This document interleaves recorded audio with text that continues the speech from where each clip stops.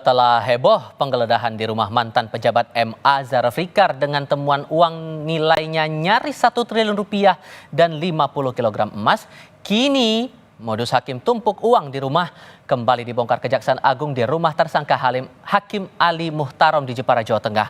Uang yang nilainya 5,5 miliar rupiah disimpan di kolong kasur. Bagaimana mengungkap kasus korupsi di lingkaran hakim yang kian merajalela ini? Kami bahas bersama pakar hukum tindak pidana pencucian uang Yenti Garnasih dan peneliti Pusat Kajian Anti Korupsi UGM Zainur Rohman. Assalamualaikum dengan Tifal, selamat sore semuanya. Waalaikumsalam.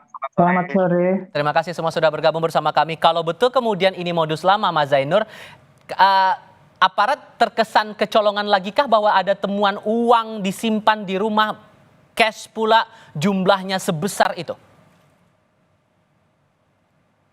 Ya, soal kecolongan sebenarnya juga enggak ya, karena kan sistem deteksi di Indonesia juga tidak begitu ampuh untuk mendeteksi transaksi-transaksi keuangan yang bersifat tunai.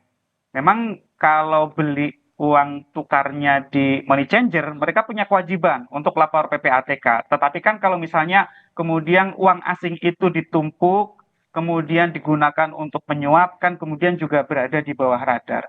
Jadi Mas Tifal, memang ini bukan kasus pertama ya. Sudah banyak sekali kasus-kasus suap yang menggunakan transaksi tunai, baik itu mata uang rupiah, mata uang asing, eh, juga ada barang mewah, dan ada satu lagi metode yang pernah digunakan oleh pelaku, yaitu dengan memberikan ATM, kemudian ATM-nya diisi dengan jumlah uang miliaran rupiah, nanti ditarik mau sendiri oleh penerima suapnya. Dan juga masih banyak metode-metode lain. Nah, ini menurut saya memang juga menjadi alarm bagi negara bahwa deteksi dini terhadap transaksi kejahatan menggunakan uang tunai itu sangat susah sehingga harus diperbaiki regulasinya. Saya katakan ada beberapa yang perlu diperbaiki, termasuk misalnya dengan membentuk undang-undang pembatasan transaksi uang kartal. Misalnya transaksi di atas 100 juta itu harus dengan pelaporan, harus dengan pembatasan-pembatasan yang ketat untuk apa tujuannya, kemudian mengapa harus menggunakan transaksi tunai, dan juga Mas Tifal yang sangat penting juga adalah untuk adanya kriminalisasi terhadap illicit enrichment. Ini kan hakim punya uang miliaran rupiah gitu ya, tidak sesuai dengan profil pendapatannya. Dari mana? Ya, salah satu sumbernya biasanya adalah dari kejahatan, yaitu dalam bentuk suap. Sebagaimana misalnya didapatkan oleh penyidik di rumahnya Zulfikar ketemu 920 miliar. Ini kan menjadi bukti bahwa Indonesia perlu sekali untuk kriminalisasi illicit enrichment dengan dua cara. Yang pertama adalah ubah. Saya harus tahan dulu di situ, Mas Zainur. Sehingga kalau saya menangkap kesannya ini, Bu Yenti, ini upaya untuk menghilangkan jejakkah dan terputuskah jejak aliran dana dari sini atau sebetulnya masih bisa diusut? Ya, ini kan modus yang dilakukan oleh hakim. Ya. Jadi saya itu dalam hati gini, kan saya sering hadir memberikan keterangan ahli berkaitan dengan modus-modus yang dilakukan oleh penjahat. Dan apa yang harus dimitigasi berkaitan dengan bahwa aliran-aliran itu bisa jadi tidak bisa terdeteksi oleh TPPU ketika mereka tidak memasukkan ke rekening. Nah, saya berpikir ironis ya.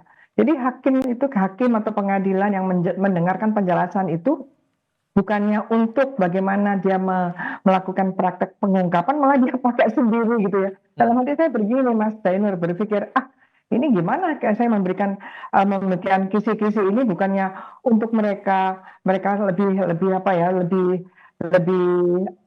strategis mengungkap, tapi malah mereka kayaknya saya ngajarin gitu ya, jadi gitu ngajarin seperti ini. Nah, ya ini memang sangat menyedihkan. Menyedihkannya begini, ini harusnya beda ya, pidananya nanti harus beda dibandingkan kalau itu bukan hakim atau penegak hukum yang menerima hasil korupsi, kemudian dia tidak tidak masukkan ke rekening tapi disimpan ya, disimpan dulu kan pernah juga dia Ya. sampai dibuang di mana, di kloset dan sebagainya, ditaruh di tembok dan sebagainya kan. Itu kan terungkap dan itulah perbuatan yang sangat tercela dan sangat rendah gitu ya. Lah kok malah dilakukan gitu. Jadi ini masalahnya moral itu udah rusak sekali di penegakan Sehingga, hukum terutama di hakim. oke, Ya. sehingga untuk mengusutnya Mas Zainur, apakah akan lebih sulit lagi tantangannya dihadapi Kejaksaan Agung atau justru lebih mudah? Singkat saja. Ya, tentu kalau itu bersifat tunai, sangat berbasis kepada keterangan-keterangan para pihak ya. Itu Mas Tifal, harus di tracing. Uang suap kan 60 miliar, yang diberikan kepada 3 orang hakim itu 22 miliar Mas Tifal. 38 miliar apakah itu jatahnya MAN atau mengalir juga ke pihak yang lain. Ini kan nanti akan berbasis kepada mencocokkan keterangan para tersangka, para saksi, juga mungkin komunikasi digital mereka gitu ya. Oke. Juga harus dengan melakukan pencarian terhadap barang buktinya. Uangnya sekarang ada di mana saja. Bahkan Mas Iqbal, saya punya pertanyaan.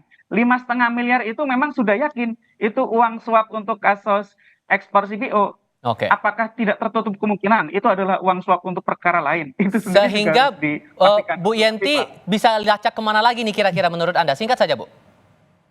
Ini kan sudah menyita mobil-mobil ya. Mobil-mobil itu dilihat temposnya beli kapan. Kalau dia beli sebelum September tahun lalu, berarti itu kemungkinan dari hasil korupsi yang lalu atau hasil penerimaan penyuapan atau gratifikasi yang lain. Betul, saya sudah menyampaikan juga seperti dengan yang pikirkan Mas Zainur, jangan-jangan ini bisa masuk ke beberapa perkara. Sebetulnya pada waktu Jarod Prikar itu bongkar semua sampai sekarang ini. Baik. Masa sih Pak Jarod Prikar hanya menerima sendiri, tidak mau membuka semuanya demi kebersihan Mahkamah Agung itu sendiri begitu. Oke, Bu Yenti, Mas Zainur, terima kasih sudah berbagi pandangan bersama kami. Sehat selalu semuanya. Selamat sore.